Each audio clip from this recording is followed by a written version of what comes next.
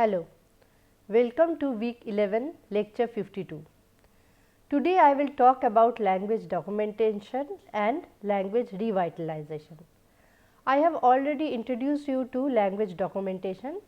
Today I will talk something more about it, and whenever we talk about language documentation, we generally also talk about language revitalization. So I will also introduce language revitalization in today's lecture. So, what I will talk today is that I will talk about different methods of language documentation. I have already introduced you to one of the methods, that is translation method. Today I will talk about other methods. I will talk about collection of folklore. I will talk about attitudes and policies which can actually help in language maintenance or can force someone for language shift. I will talk about an alternative model of data collection, and then I will talk about different steps of language documentation, language revitalizations and factors and steps which are there for language revitalization. So, if you remember that I have already talked about translation method, and I also mentioned that there are various limitations related to it. That is why there are other methods which are also used along with translation method. So, basically all these methods, the names of the methods which you can see on the list, all of them together are used while documenting a language. Narration method is the method where narrations are collected. So, narrations can be anything, narrations can be about folklores, about creation myths, or it can be about day to day discourse. So, how do you collect narrations? Either you ask the language expert to say something in their own language, like tell us about your daily routine or tell us about your life in this village and all those. So, they can narrate about it, or you can ask them to tell a story, tell a myth related to their community, or sometimes what is done is that some pictures or some videos are shown to them and then one is asked to narrate a story related to that. So, those are some of the methods through which we collect narrations. Narrations are important for fluent speech. It helps both in collecting speech data. So, if someone wants to work on speech, then narration helps. Narration also helps us to understand structures of the language, and of course, the discourse markers and all. Because in translation method, the method in itself is very artificial. One sentence is given and then one is asked to translate that. So, that is not the normal way in which we use language. We use language in a very fluent manner. We do not stop, think and translate in our mind and then utter. We do not do that. We just keep on saying, it is the fluency in our language. So, that fluency, that way of talking is actually captured through narration. We can't do it through translation method. Another very important method is observation, because when we are talking about different communities, the same setup or the same questionnaire can't be used for all the communities. The questionnaires always needs to be modified. One can of course modify it depending on the geography or before visiting the field with some prior knowledge, but then when you are with the community, you observe different things. So, sometimes the language experts say something because that is what they believe, but in practice certain things can happen which are just opposite to their beliefs, because there are certain beliefs which we know that this is part of our culture, part of our custom, but in practical life we may not follow it due to various reasons. So, if the one who is there, the researcher who is there to document the language observes it, then can create notes out of it. Moreover, observation tells you lot about the speech community, about their practices, even about their metalinguistic knowledge that I mentioned in the last class. Another important thing is picture book. So, picture books are very helpful for various purpose. One it is very entertaining and engaging. So, language experts, they do not feel bored quickly, they look at the picture and then they can tell about it. Especially the children, they feel very excited to look at the picture and name it. So, you can see this there are pictures of body parts and the arrows are marking to us different body parts, and then one can ask what do you call this part, what do you call that part.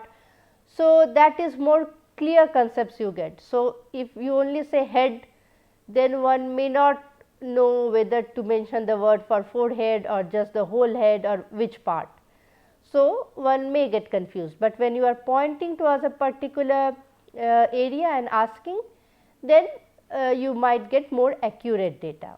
One thing is that. Secondly, there are certain terms which you can't collect through translation method, like various positions. So, if the ball is in the bucket, the ball is near the bucket, the ball is under the bucket. So, there can be various positions. To explain those and then to ask about that can be difficult. So, or there can be different markers in different languages. So, you can ask them by showing pictures, that is a more convenient way of asking. Another thing, there is problem with color shades. There can be different names of colors and different shades. So, maybe the researchers' language do not have names for all these shades, but the community members, they have names for all these different shades of a particular color. Then if you have these templates or picture books with different shades of color, it is always easier for the language expert to name those colors if they have that in their community, in their language. So, we know that picture books can actually help us in different ways.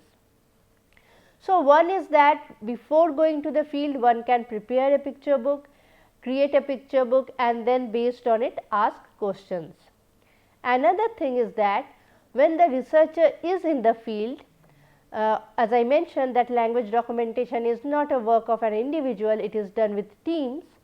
The other members of the team, they roam around the village or the locality and they collect pictures of different objects. So, maybe like different fruits, different flowers. So, you can see in this picture, so there are different types of baskets. So, pictures like that, then this garland is made of fish head. So, this type of pictures one can collect from the field, from their household, from their locality, and then create a picture book of its own with the items which are actually part of that community, part of that locality. Because before visiting the community, one might not know that they create this garland out of fish head, which are dried and used for different types of dishes. So, in the field one can click the pictures, create a picture book out of it by giving proper numbering and leveling, and then ask them what do you call this, why do you use it, where do you use it. So, you can get different types of information just pointing towards those pictures and asking them about it, because you can't take language experts to every corner of the locality and show them and ask. So, it is good if one can only collect the pictures and compile them, number them and all, and then ask the language expert. Then I already mentioned videos. So, videos are important for collecting narrations. Videos are also important and very helpful in collecting different types of verbs, because it is difficult to make one understand the verbs, or the sense can get missed out in the translation. So, if you show videos of 1 minute, 2 minutes, there are already some silent videos which are used to collect data, or videos are also created by the teams. They create smaller 1 minute, 2 minute videos, and then showing these videos one can collect different types of narrations, one can collect different types of action verbs and all those. Object naming can also be a method. So, you are talking to a language expert, you are documenting a particular event, maybe some ritual, some marriage ceremony, and then you point towards different objects and ask what do you call this, what do you call that. But then you also have to video record it, because otherwise when you come back you will not know what object you are asking, what name for which object you are asking. So, object naming method is also very important and helpful.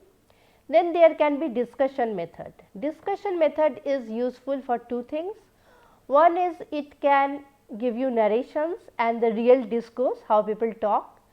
So, discussion method can be done just by giving some topic to the language experts, like 2 or 3 members of the community are sitting together, you ask them what do you think your languages should be taught in schools, and they discuss on that. So, sometimes you can get to know about their viewpoint, so that can help you know about their language attitude, and you also get narrations, you also get the real way of discourse, how people talk to each other. So, it is the real use of language that you get from it. Moreover, sometimes in discussion method roles are also given. So, it is a very new method which is often used where people or these language experts, they are given certain roles. So, one play the role of a doctor, the other plays the role of a patient, or one plays the role of a politician, the other plays a role of a villager, and then they talk or discuss things. So, that can also happen, but then in both the cases we get good amount of narrations, we get fluent speech. So, all these can actually help us and improve our data.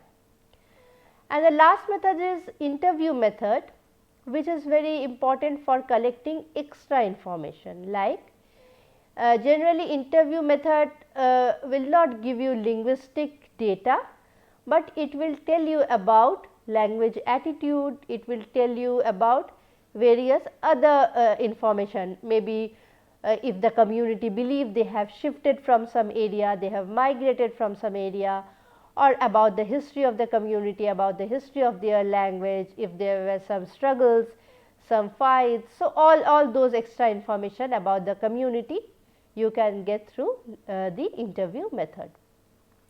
Certain aspects of linguistic data can also be collected through interview method, like you can ask someone, tell me 5 names of birds or 10 names of local fruits. So, those things can also be asked through interview method. So, all these were different methods. Through this, of course, we collect words, we collect sentences, we collect free narrations. Another very important thing which needs to be collected is collection of folklore. So, folklore is most of the time oral tradition and oral literature. Folklore can help us to understand the perspective of the community, the way the community perceives the world, their moral and intellectual understanding, their beliefs, their customs, all are actually revealed through the folklores. Folklores not only means a folk song or stories, they also include proverbs, riddles, things like that.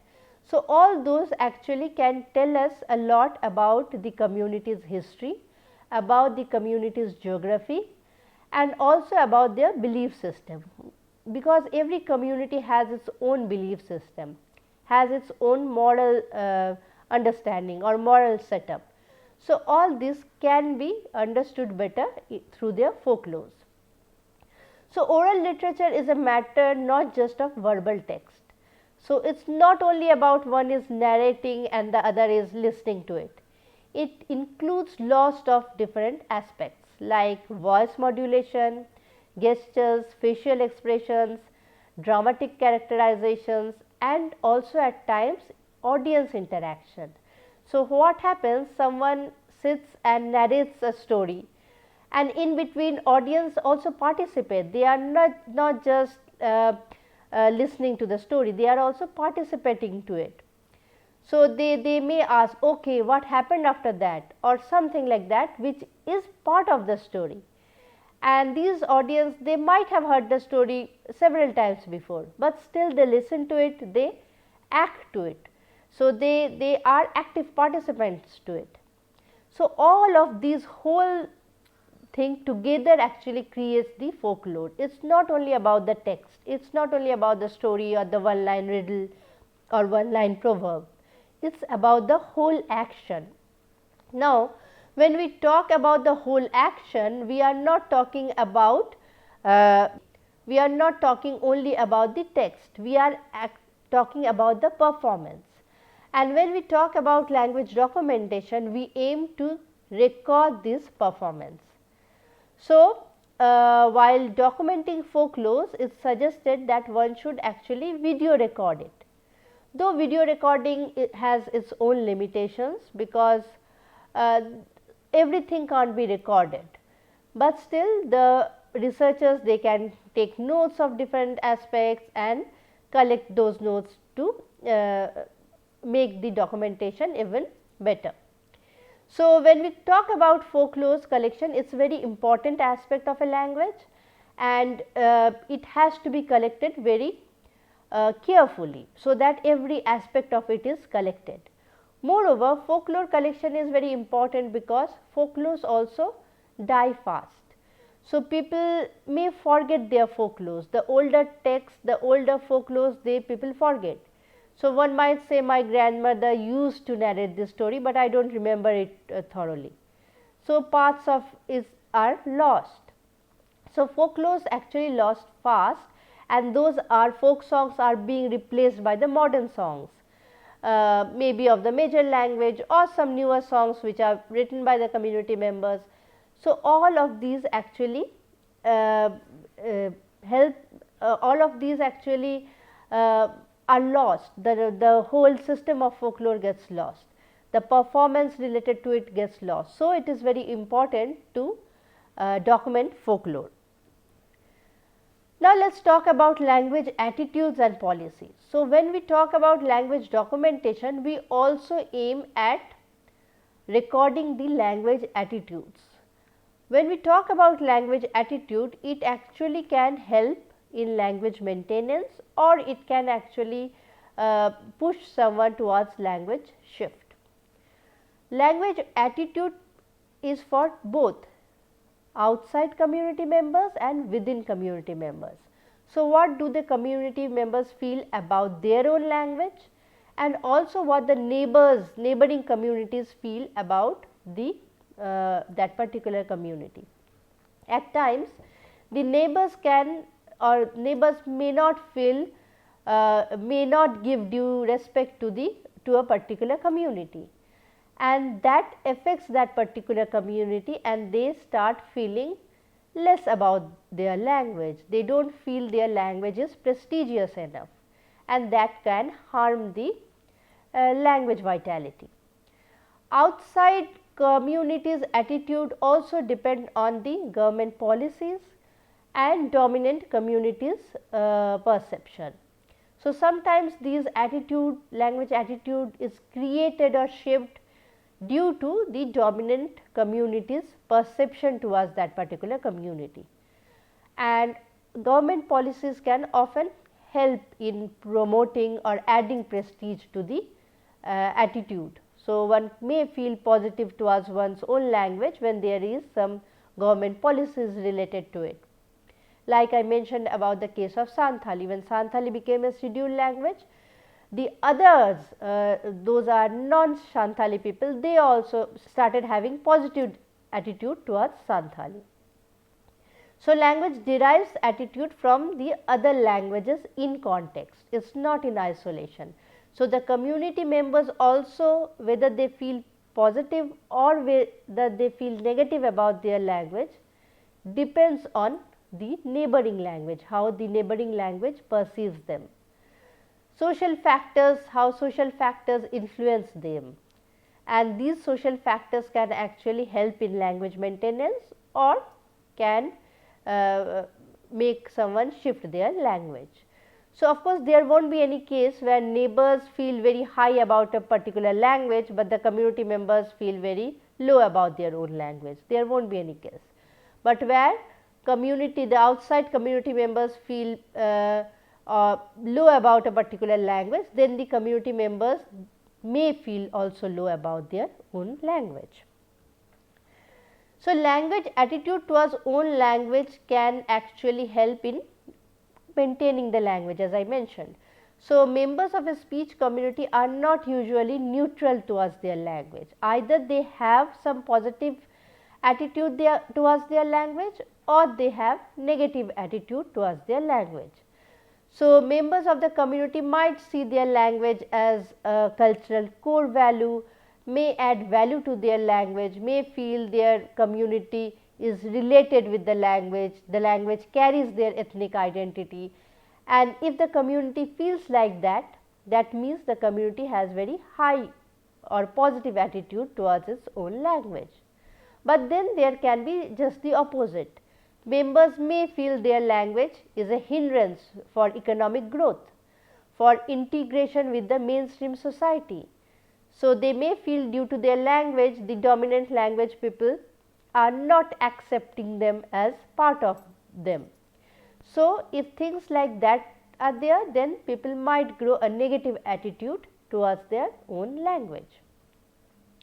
So, how do we collect materials, or how do we know about the language attitude? Because that is also very important to know. So, one should know about the language attitude while documenting a language, because as I mentioned in the last class, language attitude can tell whether the language is going to be endangered or not.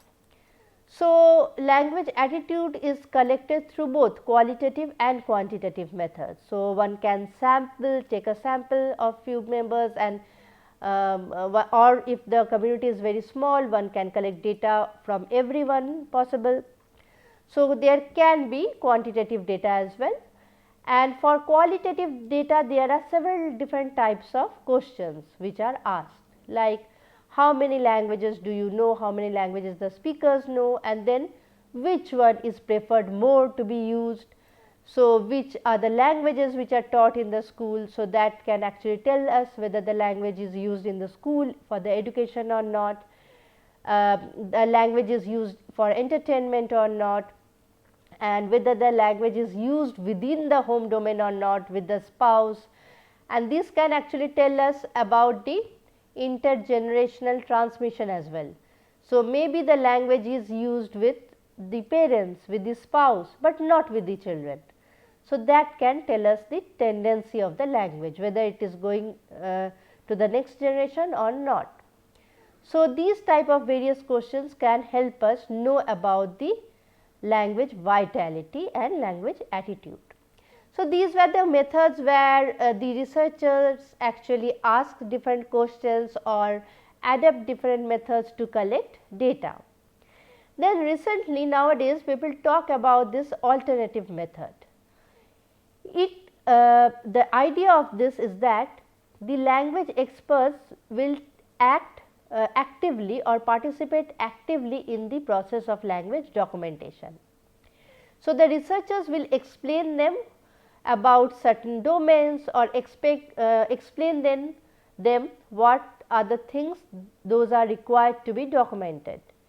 They can explain them about different semantic fields, and then they can ask the language experts to create their own word list. So, in this process the researcher will not ask or will not give a word to the language expert and ask him or her to translate it. Rather, will give a particular domain and say you can add as many words as you want, or they can even discuss together what are the things which should be documented first. So, they can explain the whole process of documentation to them, and then both the language experts and the researchers together will work for the particular language documentation. So, this work becomes more collaborative. Both the community members and the researchers, they both actively participate in the process. It is not like researchers going to the field asking them tell me this, tell me that, collecting data and coming back. It is not like that. Rather, it is more collaborative. Both the team work together for the benefit of the language.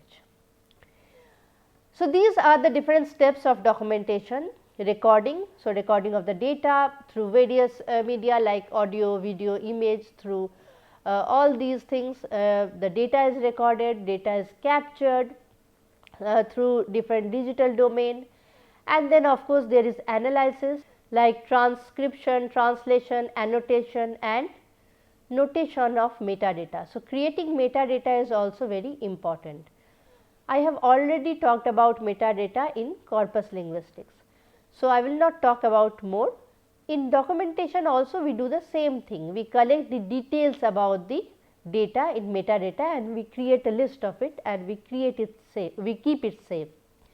So, metadata not only help us to keep a record of the data, it also help us to retrieve the data. When needed, we can actually retrieve data through this metadata.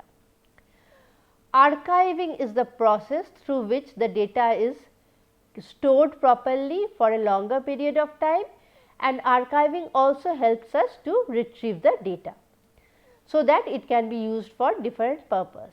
It also talks about different rights, so the copyrights and all those things are also mentioned in the archiving system.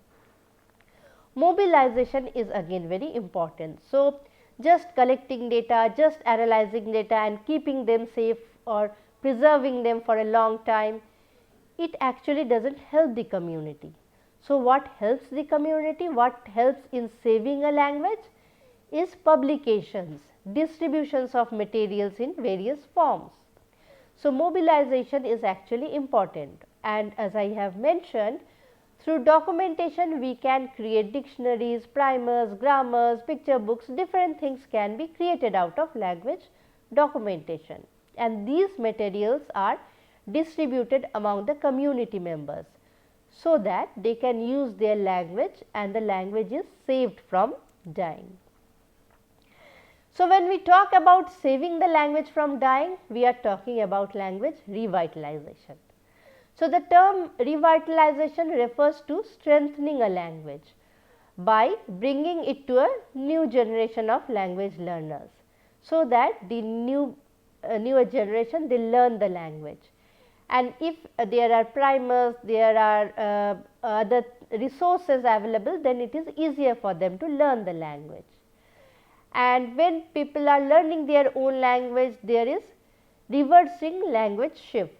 So, they will come back to their language. Maybe they were shifting to other language, but now they will come back when they will see there are various resources available in their language, or when there is motivation to use one's own language.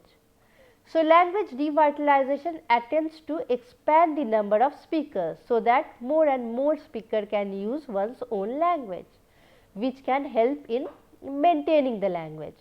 So, it actually helps in promoting the language and protect the language from extinction or from dying.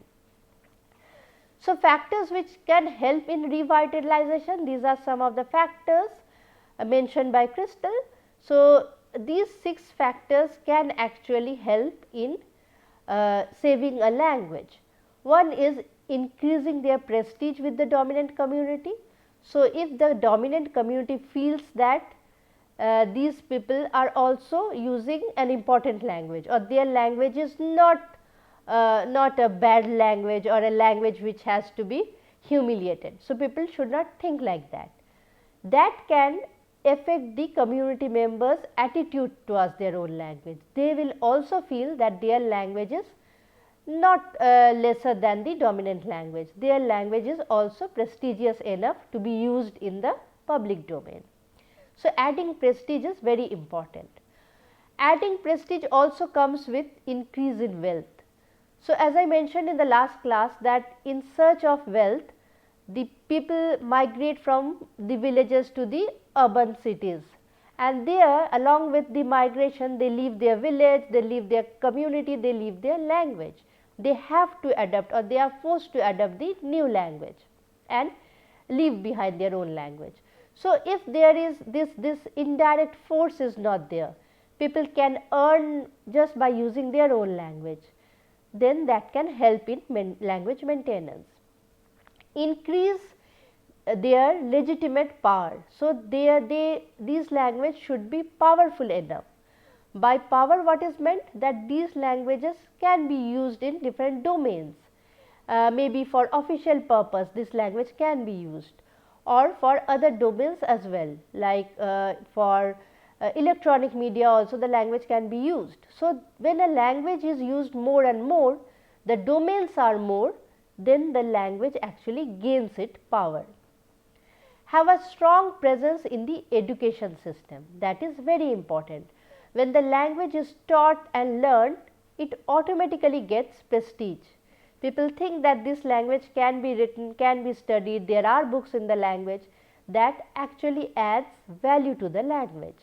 So, if books are being published, if the language is introduced in the education system, then that can actually help in language maintenance.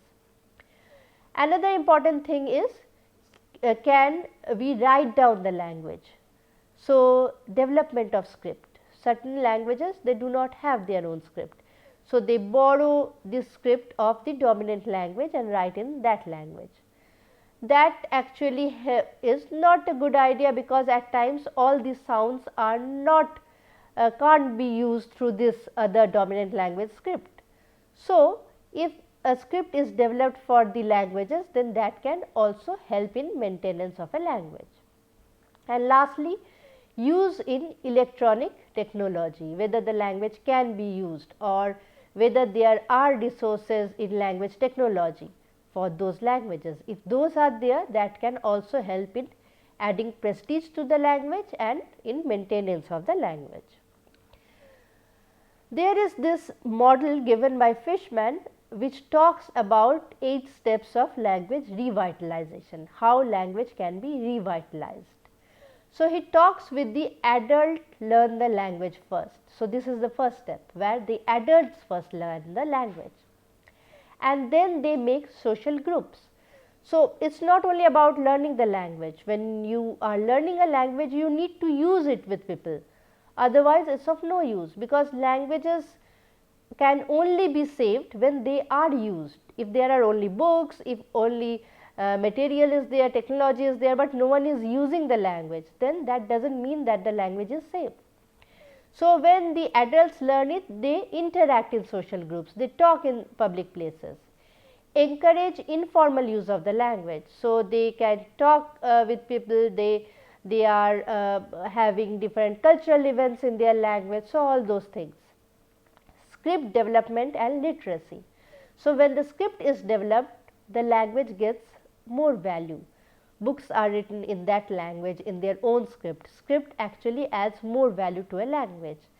And when a language gets a script, it is also taken as a language of literate people, because now the language has a script. Though it has nothing to do with it as such logically, yet there is a common belief that if the language can be read and can be written, then it is the language of literate people, or it is a language of more prestigious group.